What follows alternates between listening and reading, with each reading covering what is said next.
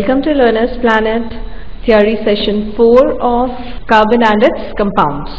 In our last session we discussed about the types of chains or the compounds formed by carbon atoms. What type of compounds they form? Due to their catenation property, that is the self-linking property, they form chains of varied lengths. Now here I'll tell you that what type of compounds are forming the branched chains. Now the compounds can be branched. Now when a compound can be branched? The compounds can be branched when carbon atoms are more than 3. That is, if I take an example of methane, what is the formula of methane? It is CH4. The number of carbon atoms is 1. Can it give you a branched chain? No. Likewise, the alkane with the formula C2H6, can it form a branched chain? Still no. The alkane with the formula C3H8, this also cannot form branches. But when I go to C4H10, when there are 4 carbon atoms, now this can be either written in the linear form like this, or it can be branched. So after 3 carbon atoms, the carbon chain can be branched. Likewise, if I take pentane or the carbon atom or the alkane chain with 5 carbon atoms, this can be linear or it can be written in the branched form. Like I'll write here, it's not clearly visible, so I'll write here, this is 1, 2, 3. What I can do is, I can write the 4th carbon here and the 5th carbon here. This can be branched like this. Or students, how can this be branched? And I told you, if I am not writing any atom, so what type of atom it is? Say I am leaving this bond. What all atoms will be placed there? It would be hydrogen. Now this 5 carbon atoms, they can also form a compound like this. So this is also a branched chain. So students, after 5th or the 3rd carbon, the carbon chain starts the branching. Then let's start the nomenclature, how the compounds are named. Nomenclature is a system of assigning a proper name to a particular carbon compound on the basis of certain rules.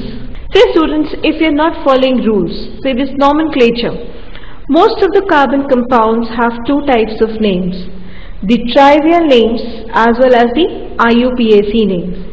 Now students, if you are not following any rule, so there are different languages spoken across the country and also the different types of names can be assigned, like your trivial names. Trivial names are the common names. Common names, say for example, your formic acid. Formic acid is the common name.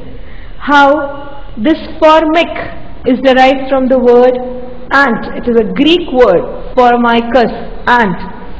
So it depends that ant can be called something else in England or ant can be called something else in India.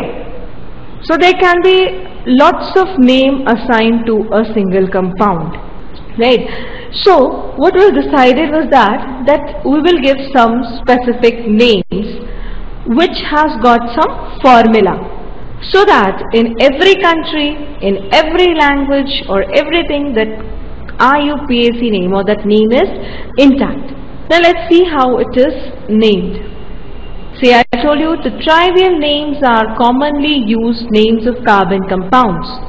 They are derived mostly from the source of the compound, from where that compound has been obtained, depending on the source. Say the name of formic acid is derived from formicus, that is the Greek word meaning ant. When red ants sting, they release this acid. So that is coming from there. I have discussed this. I'll move to the IUPAC names. The systematic names of organic compounds were given by International Union of Pure and Applied Chemistry. So it is a systematic name of organic compounds, and this was given by International Union of Pure and Applied Chemistry, that is IUPAC. And this was given in the year 1958. After then, every compound is named according to this IUPAC system.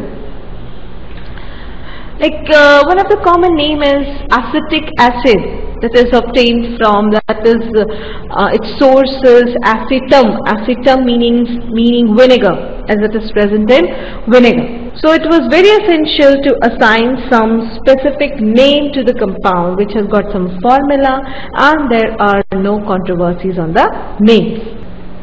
Now this IUPAC of name of a straight chain carbon or hydrocarbon consists of two parts.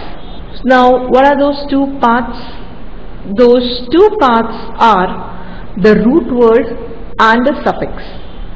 Now what do you mean by this root word? Root word, this determines the number of carbon atoms in the compound. How many carbon atoms are there? Like 1 carbon or 2 carbon or 3 or 4. The root words for compounds having 5 or more carbon atoms are derived from Greek numbers. Now let's see how it is done. Like this, chain length C1. What is the root word? Meth. That is, meth is 1. Chain length C2. Say there is 2 carbon atoms. The word is eth. 3 carbon atoms, prop. But okay, 4 carbon atoms if they are, so it is but. 5 carbon atoms, pent. When a chain is of having 6 carbon atoms, it is hex. When a chain is having 7 carbon atoms, it is hept. When it is having 8, it is oct. Likewise 9, so it is non. And 10, so dec. Likewise 11, dodec. Okay, so normally the chains beyond 10 carbon atoms are not given to you for nomenclature. And anyways, you must be knowing what are these numbers called. So this is your root word, and students, it remains fixed whatever is the compound. You have to just count the number of carbon atoms and put these words. Now what is the suffix? Now suffix is also of two types, the primary suffix and the secondary suffix. Now what is this primary suffix? This determines the nature of bond. That is, I have told you, carbon forms single bond, double bond, as well as the triple bond. So your primary suffix, what it determines? It determines whether the bond is a single bond or a double bond or a triple bond. Okay, say when there is a single bond, so it would be, what would be the primary suffix? Ane, and the general name would be alkane. If there is a CC double bond, the primary suffix would be ene, and the general name would be alkene. If there is CC triple bond, the primary suffix would be yne'in, and the general name would be alkyne. Let's take a few examples of this. Like, let's start up with a saturated compound, that is the chain having single carbon atom. I hope now you have understood what is saturated and what is unsaturated. Now here students, it is CH4. How many carbon atoms are there? 1. What would be the root word? Meth. There is a single bond. There is no other carbon atom. It is an alkane. What would be the suffix? It would be ane, and the name would be methane. The formula would be CH4. Likewise, in the second compound, how many carbon atoms are there? There are 2 carbon atoms. What is the root word for 2? It is eth. Whatever bonds are present between them. So students, if you cannot find out the bonds just by seeing the formula, what you can do is, you count the number of carbon atoms. Say in the second compound, that is, what is it, students? It is CH3 bonded to CH3. How many carbon atoms are there? There are 2 carbon atoms. How many hydrogen atoms are there? There are 6 hydrogen atoms. So what would be the general formula of this? What is the formula coming out of it? It is, I can write it CnH2n plus 2. Can I write it like this? Say if C, N is 2. So what would be your H? If N is 2, so what would be your H? I'm writing here 2. H would be 2 multiplied by 2 plus 2. And this is going to give you what? C2H6. So here if I'm taking it in a table form, or I'm telling it's an alkane, but in your exams you'll be provided with the formula only, and you'll have to work out whether it is an alkane or an alkene. So despite writing the structure, try to find out the general formula of it. So this is, the root word is eth, and the bonds present would be obviously single bonds. So it is ethane. Now again, propane. How many carbon atoms are there in pro? 3 carbon atoms. How many hydrogen atoms are supposed to be there? Let's find out how many hydrogen atoms are there. We can count it from here. 3 plus 2, 5 plus 3, 8. So it is C3H8, the formula. And the general formula CnH2n plus 2. So there are single bonds, and it is what? Propane. Likewise, how many carbon atoms are there in the fourth compound? 1, 2, 3, 4. So what is the root word for it? The root word for it is bute. What is the general formula coming out to be? It is C4H10. So the general formula would be CnH2n plus 2. Thus I can write it here as C4H2 into what? 4 plus 2. So it would be plus 2. So it is what? Alkane. So this is what, students? It is butane. Likewise, pentane, C5H12. Now I hope you can just make out from the formula that whether it is an alkane or an alkene or an alkyne. Now let's take up few alkenes. The names of alkenes end with -in in the IUPAC nomenclature. Okay. Now I told you that these are the root words, and the prefix, or sorry, the primary suffix. What this primary suffix tells you? It indicates the type of bond present in between them. Now if I'm writing CH4, C2H4, so I'll write here C2H4. What is the general formula you can predict from this? It is CnH2n, and this is for alkenes. And if I want to draw the structure, I'll draw the structure like. So what is the root word, students, here? The root word here is, in this case, the word root is eth. So it would be ethene, right? In the next molecule, that is C3H7, the root word would be prop. So now we will do it. C3H7, how many carbon atoms are there? 3. So what would be your root word? Prop. What type of bonds are present between carbon atoms? Double bond. What would be your primary suffix? -ine. So what would be your name? What would be its name? Propene. Likewise, C4, the root word is bute, and the name is butene. C5H10, C5H10, what is the general formula? The general formula is CnH2n, that is an alkene. I'm telling you about the general formula because you will be provided with a compound only, In your question, it would not be there that this is an alkene or this is an alkyne. You'll have to pick it up what it is from the general formula. So there are 5 carbon atoms, so it would be what? Pent, and the formula will become pentene. Now on this there are 6 carbon atoms, so it is hex, and your compound would become hexene. Okay, so this is the way how we write the formulas according to the IUPAC nomenclature. Now let's take up, likewise you can write the formula of large other alkenes also. But students, first you find out whether the given compound is an alkene or an alkane or an alkyne. How you'll find it out?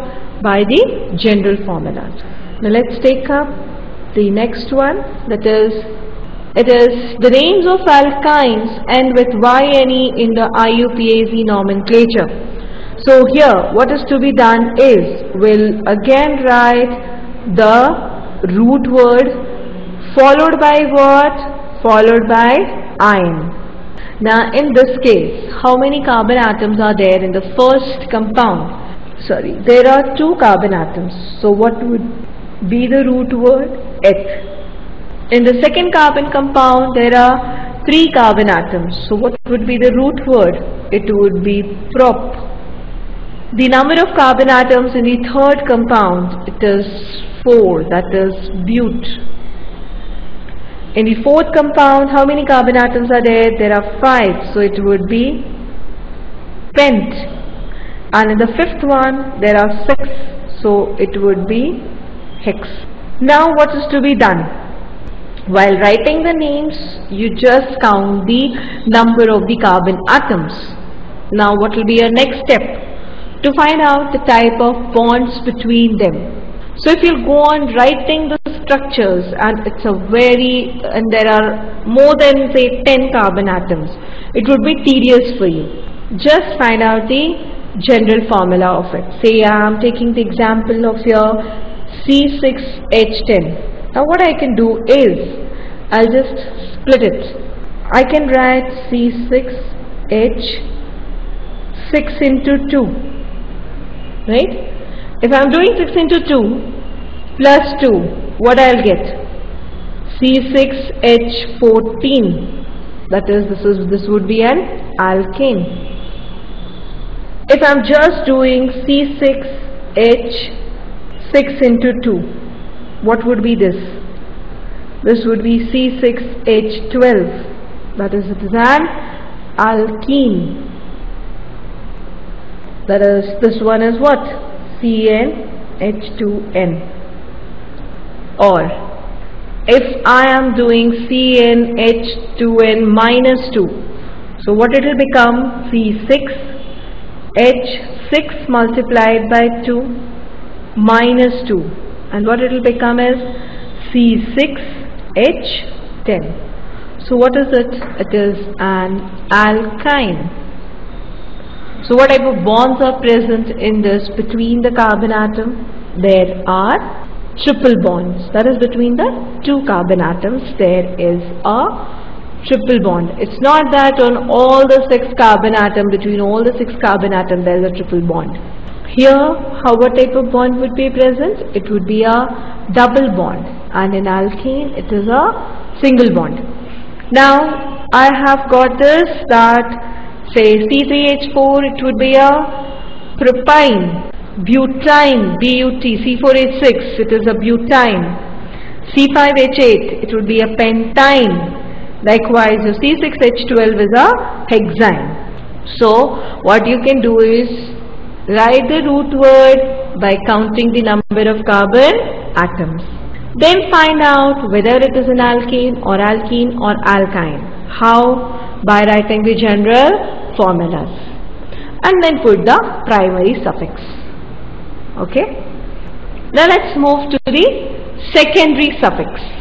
Now what do you mean by secondary suffix? This indicates the name of functional group present in the compound. So what is it telling? Apart from the type of bonds present between the carbon atoms, there are certain functional groups also present. What are functional groups? Which specify a compound, or which gives them a specific chemical and physical properties. So secondary suffix indicates the name of the functional group. The name of the carbon chain is modified by deleting final E and adding an appropriate suffix. And so we are adding what? We are adding a suffix there. Now let's see how we are going to do this. Then there is primary prefix. What this primary prefix tells? This denotes the presence of other functional groups and their positions. Other functional groups means, say, if I am writing a compound with a formula that is C, this is again C, I'll write a chain of at least 3 carbon atoms or 4 carbon atoms so that this concept is clear to you. This is again a C. Now in this there are two things. That is, one is the principal functional group. This we decide on the basis of their priority listings. I'll tell you the priority list later. Now in this, if there is an alcohol group here, that is OH, and there is one chlorine attached here, Cl. Okay. Now in rest of the places there is hydrogen. If I'm not drawing anything, it means there is a hydrogen. If these bonds are left vacant, then what all other things there are hydrogen atoms. Now in this there are two things, two types of molecules present. One is hydroxyl and other is chlorine. Now according to the priority listing, which group has been given the more priority is hydroxyl group. So the compound will be named as alcohol. That is, your secondary suffix would be an alcohol, but your primary prefix would be a chloro. Let's name this. I have not told you, but still we can start. So that is, let's start numbering. 1, 2, 3, 4. I'll later on tell you why, whom to give which number. Now here what I can write is, what is the root word here? How many carbon atoms are there? There are 4 carbon atoms. What is the root word for 4 carbon atoms? It is bute. I think you should start with a small b rather than a capital B. So it would be bute. Right? Now what type of bonds are present between them? What type of bonds? Single, single, single. So it should be ane. Now which functional group is present? Now here I am telling you that hydroxyl has got more priority. So what I'll do is that I'll replace this E by all. So what I'm doing is I'm replacing this E by all. So what is the compound? Butanol. There is 4 carbon atoms, single bonds between them, and a hydroxyl functional group. Now there is another group present here. What is this another group? This is chlorine. Where to put this? As it has got less priority than hydroxyl, it is written as a prefix, and the position is also given. Like, see the statement? Primary prefix. This denotes the presence of other functional groups and their positions. So this is the second functional group. And what is its position? It is on the 3rd carbon. So what I'll write here? Comma, followed by the name. That is, I'll not put a comma here. I'll put a hyphen here. So that is 3-chloro. So its name is 3-chloro-butanol.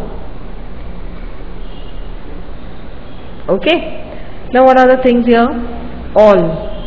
This is a secondary suffix.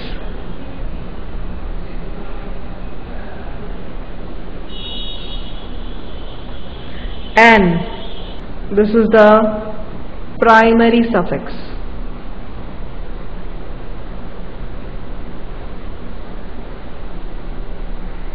Okay. Bute. root word. 3-chloro. This is what? Primary. 3-chloro is what, children? 3-chloro is primary prefix. So I can write this 3-chloro as primary prefix. Okay, so this is how your primary and secondary prefixes and suffixes are used. Now let's see the rules for the nomenclature, rules for IUPAC naming, how it is named. Now I've told you that the carbon chain can be branched or it can be unbranched.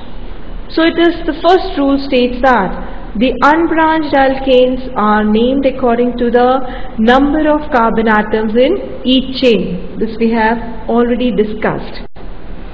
Now let's see what happens when it is branched. For alkanes containing branched carbon chains, the longest continuous chain is selected. See, I'll just try to draw a structure here. Say I'm taking this chain C. I've told you where I'm not writing anything, there is hydrogen and there is a branch here.